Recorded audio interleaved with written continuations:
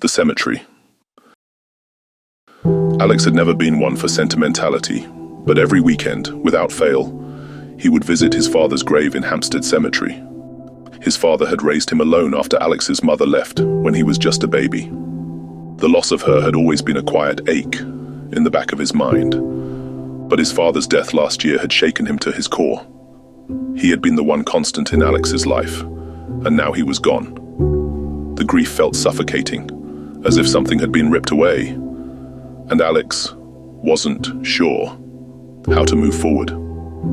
His friends told him time and time again that he needed to get a girlfriend, that it would help him heal, but Alex couldn't shake the feeling that something wasn't right. Every time he walked to his father's grave, he noticed a woman standing near the entrance. She was blonde, dressed in a simple white dress that fluttered in the breeze. Her face was always forlorn, her eyes red from crying. But what unsettled Alex the most was how she was always alone. She never seemed to speak to anyone, and when he left, she was always in front of him. Yet by the time he reached the gates of the cemetery, she had vanished. One Saturday afternoon, Alex had enough. He saw her sitting on the old stone bench near the back of the cemetery, her hands folded neatly in her lap, staring at the ground. This time he decided to speak to her. "Hey," he said cautiously, approaching the bench. "Are you all right?" The woman lifted her head slowly. Her eyes were full of sorrow, and for a moment, Alex felt a chill run down his spine. "My name is Alice," she said, her voice barely above a whisper. I'm trapped here." Alex frowned, unsure if she was joking. "Trapped? You mean like a ghost?" She nodded, her tears glistening as she wiped them away. "I died in a car crash a long time ago, by London Bridge. A drunk driver killed me. And now, I can't leave. I'm stuck here." At first, Alex thought she was just suffering from some mental illness, or perhaps she was pretending to cope with her own demons. But something about her words lingered, tugging at the back of his mind. He felt a strange sense of empathy, as though he could understand her pain on some level. "Do you want to walk with me?" Alex asked, trying to sound casual. "I'm just heading out." She stood up, her eyes filled with desperation. I can't leave." But when Alex reached the cemetery gates, he glanced back to find Alice had vanished again, like smoke in the wind. He blinked, thinking he had imagined it all. The next few days were filled with confusion. He couldn't shake Alice's words from his mind. He had to know more, so he began to research, looking up car crashes in the area. It wasn't long before he found a photograph of Alice, dated 1978. Her face was almost exactly as he had seen her, beautiful but tragically sad. The caption under the photograph read, "Alice Thompson, killed in a car crash at London Bridge, hit by a drunk driver." It was all too real.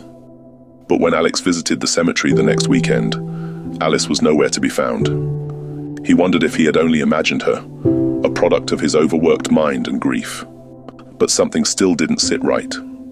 A week later, as he rummaged through his father's old belongings, Alex came across a box hidden in the back of his father's closet. Inside were old newspaper clippings, photos, and a few personal items. As Alex flipped through the papers, his stomach churned. One of the clippings was from 1978, the same year Alice had died. The headline read, "Drunk driver kills two. Trevor Smith and his wife, Susan, in fatal collision." Alex froze. His father, Trevor Smith, had been the drunk driver, the very man who had raised him. He had killed Alice, and worse still, he had killed his own wife, Susan, in the same crash. His whole life, Alex had been taught to revere his father, to look up to him as a hero. But now, he was faced with the crushing truth. His father wasn't just a victim of fate, he was a murderer. In the days that followed, Alex's grief turned into something darker. He had wasted so much time being sad for a man who had lied to him all his life, a man who had been responsible for the death of two people. one of whom had haunted him for weeks. But the time for mourning was over. The next Saturday, Alex returned to the cemetery one final time. He found Alice by the bench again, her face still streaked with tears. "Alice," he said, his voice trembling, "I found out the truth.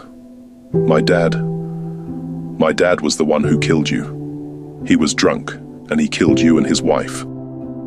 Alice looked up at him, her eyes filled with both sorrow and relief. "I know," she whispered. "I've been waiting for you to figure it out. I've been waiting for you to understand."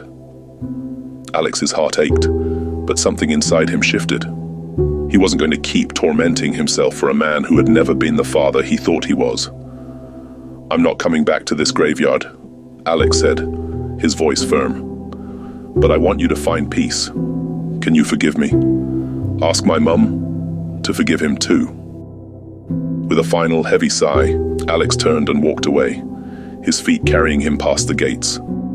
But as he passed over his father's grave, a final bitter thought crossed his mind. He stopped, looking down at the cold stone marker, and said, aloud, "I hope you rot in hell." And with that he left the cemetery behind. Forever. The end.